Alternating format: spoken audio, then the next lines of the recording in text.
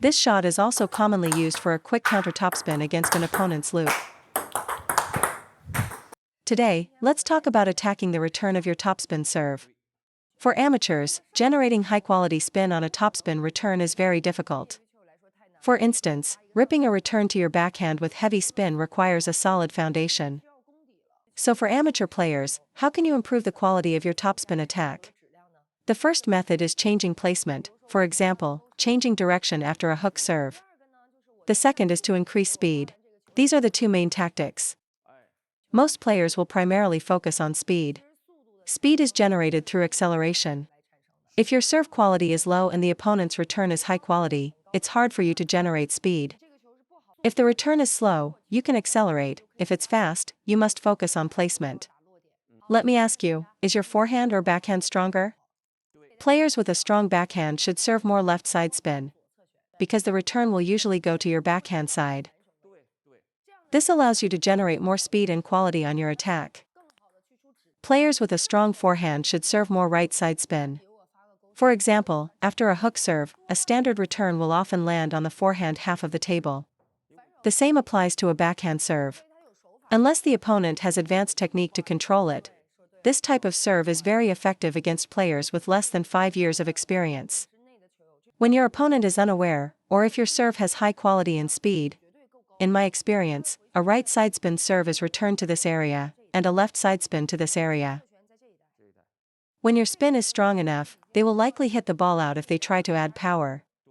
Therefore, a good serve is only effective when it's followed by a good attack. As an amateur, you don't need to think beyond the third ball. Just focus on your first attack. Figure out where to serve and how and where to place your third ball attack, and your rating will surely exceed 1800. Let's now discuss the placement for left and right side spin serves, and then I'll teach you how to attack the return. For all left side spin serves, if you serve into their body, this is the result. If you serve to the sideline, this is the result. Therefore, make sure your left side spin serve exits from the sideline. When the serve goes wide, the return quality will be lower, and it's unlikely they can return it to a wide angle. After serving, you can prepare to attack down the line with your backhand or punch to the middle. These are your best options. So, always serve to the sideline. And to be clear, I mean a long serve to the sideline, not a short serve to the corner. Your serve and attack must be coordinated. If your serve comes straight, they can use your pace to jam you. But if your sidespin underspin or sidespin topspin serve drifts out and then kicks, it's much more difficult. This can cause them to make a return error by moving their hand before their feet. Anytime they are forced to move their feet, their chance of error is already at 30%. After their return, you have two options with your backhand: change the placement or accelerate. When changing placement with your backhand, do you use your own power or their pace? You use their pace. After a left side spin serve, the return will most likely come to this spot. It's rare to get a return to the wide sideline because it's easy to misread the side spin. So after your topspin serve, don't stand in the corner. Position yourself slightly more towards the middle. The chance of the return going wide is small. It will almost always follow this path. When the ball comes along this line, you must use a borrowing force technique to change its direction. What is borrowing force? The biggest difference is that generating your own power requires a full backswing before contact. Borrowing force means keeping your racket in front, close to the ball, and generating power upon contact. This is a borrowing force stroke. This is all borrowing force, and the speed is more than enough. By changing the placement, you shift the opponent's center of gravity. Even if they get back, their movement will be slower. Going down the line is a placement shot. You must hit the ball on the rise to change direction effectively. If you wait for the ball, you'll get jammed and hit the net. So, always try to contact the ball on the rise. As long as you time the ball early and don't take a big backswing, you're less likely to make an error. The same applies to backspin balls. You can hit it early, but avoid a large backswing, which leads to errors. Third point, do you use full power? No, because you're playing for placement. Hitting with power right at your opponent is useless. You must create angles with your placement. Don't worry about how much power you're using. For example, if your first shot is to the backhand sideline and the second is to the wide forehand corner, your opponent will struggle to reach it. This is different from hitting both shots to their body, where they can just block you and put you in a difficult position. Watch Wang Chuqin carefully. He wins because he plays the two wide angles effectively, creating a huge separation between the corners and the middle. We play backhand, forehand, while pros play way backhand, way forehand. They open up the angle so well, and Sun Yingxia does too. If you watch Sun Yingxia's backhand, her shots exit along this wide line, and her forehand shots sometimes land outside the sideline. So you need to understand that playing for placement is not a power-based technique, it's about control.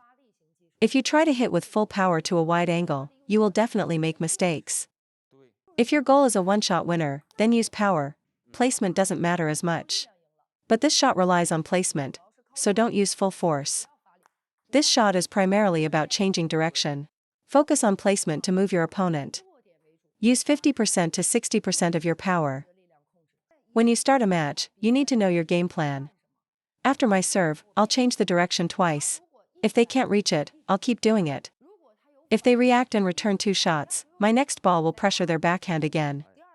Then, when they don't expect it, I'll switch to their forehand. Your tactics shouldn't be static, you have to be unpredictable. After pressuring their backhand, switch to their forehand. Once they adjust, go back to the backhand and switch again. If they adjust again, pressure them twice before switching. This keeps them guessing and off balance. Now, let's discuss adding power on the backhand. Many players either rip or punch. First, the rip. A rip like mine has a lot of spin, which is harder than looping a backspin ball. It's easy to rip a topspin, but hard to rip it with heavy spin. This type of attack needs to be combined with placement. For example, after my serve, I can rip to the middle or to the sideline. These are all threatening rip variations. My advice after the serve: today's professional players all use active power generation. They wait slightly and then actively rip the return. In my era, we used borrowing force. This delayed, active rip is suitable when the quality of your serve is exceptionally high. If your serve quality isn't there, how can you find an opportunity to generate power? Whether you can use an active rip depends on the return quality.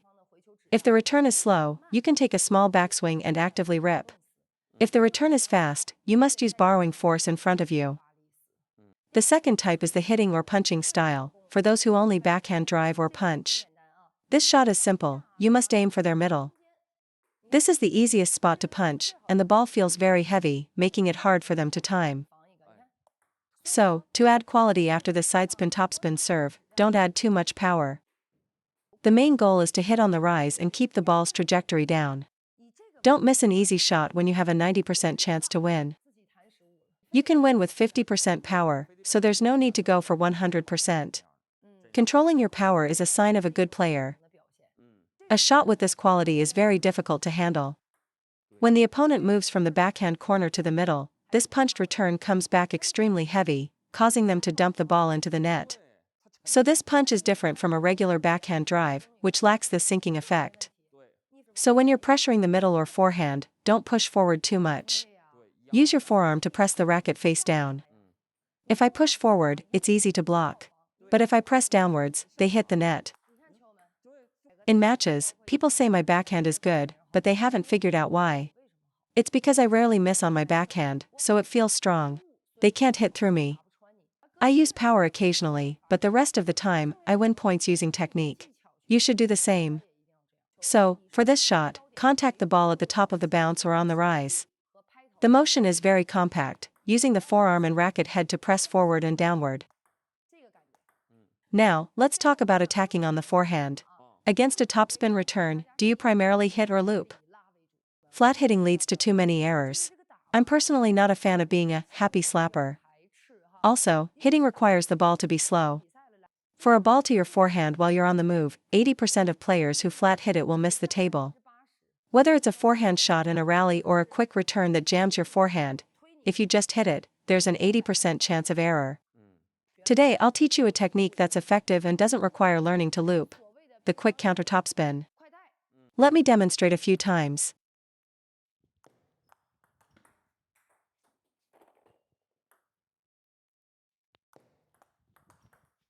If you want to learn to loop, that requires a lot of practice.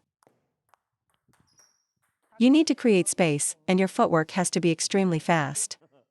So let's focus on this quick counter-topspin technique. The quick counter-topspin has 4 key points. First, stand close to mid-distance from the table, about 1 arm's length away, otherwise you'll miss the timing. Second, you don't need to pull your arm back or down. The quick counter-topspin mainly follows the ball's incoming path. For a topspin ball, my backswing follows its trajectory. If I swing like this or like this, I'm not following the ball's path. So, a quick counter-topspin swing path follows the ball's trajectory. If you loop it like this, you're likely to go long. The third key point is you must close your racket angle. Let me show you again. Did I use my fingers? I didn't move them at all, but the ball still has spin. How is that spin generated? It's generated by closing the racket angle. So you have to keep your racket angle closed. See? Follow the ball's path, and keep the angle closed. Serve a hook side topspin with a lot of kick. If it goes to the backhand, punch it. If it goes to the forehand, use a quick counter topspin. You can play every ball this way, and your opponent will have no answer. Keep the racket angle closed from the backswing, through contact, to the finish to create this friction. Don't use your fingers or wrist. The ball is too fast, and any slight movement will cause you to miss. The fourth key point, you must contact the ball on the rise or at the top of the bounce, using a borrowing force motion. This shot is also commonly used for a quick counter topspin against an opponent's loop. How does this quick counter topspin work? You close the racket angle and meet the ball in front. If you swing up like a loop, it's not a quick counter topspin anymore. So the key is that the racket angle is very different from a normal shot. For a standard forehand drive, we swing upwards. For a quick counter topspin, you swing forwards. For example, when they loop at me. So for this shot, you must use a forward driving motion at the top of the bounce or on the rise. It's a borrowing force motion. Don't take a big backswing that turns it into a loop. It's a motion that uses the opponent's pace and accelerates through the ball. Where does the main power come from? It's really a forearm action. The quick counter topspin is easy to understand. Just imagine using your forearm to press forward and keep the ball down. Try it. See, you're still swinging upwards. If I add more spin, you'll hit it long. I've noticed many players have this problem with their forearm. When I tell them to press down for a block, they can't. You're the same. You can't go forward, only up. Are there other players like him? Relax your arm. You can move it up, forward, and down, right? You have to learn to separate your upper arm and forearm. Low shot quality is almost always because these two parts can't move independently. Look at Wang Chuqin's whip-like motion. Some players' strokes break down at critical moments. You have to press down more. The upper arm can remain passive in all these movements. There you go. When you first started with a pre-made racket, you probably lifted your whole arm, right? You developed a habit of thinking you have to lift your arm for the ball to clear the net. So, never use a pre-made racket, it forces you to lift your upper arm. Let's look at the correct demonstration. I must press down on this ball with a compact motion. You can even do it without moving your body. The ball doesn't travel flat. It has a very high, kicking arc. Why? Because I'm using the spin from their loop on my racket, and then using friction to spin it back at them. Your current problem is you're always hitting flat. You should wrap around the outside of the ball like this. Extend out, then in. Extend out, contract in. Out, in. At most, your follow-through should come to your mouth or nose level for a quick counter topspin. Now, if the ball has very heavy backspin, you can raise the racket above your head. So how do you make sure the ball gets on the table? You have to visualize the arc in your mind. You must feel the arc. For example, a heavy topspin loop will make you hit the ball long, right? So your natural reaction is to create an arc that presses down. A heavy backspin ball will make you hit the net. So if you press down, you'll definitely hit the net. In this case, I have to visualize an arc that lifts the ball up. It's not about just copying a motion. Many players focus on making their stroke look perfect like the coach said. But they still can't land the ball. A beautiful stroke is useless if you miss. You have to imagine how to lift the arc of a heavy backspin ball, and how to press down the arc of a high-kicking topspin. You must have an awareness of the arc in your mind.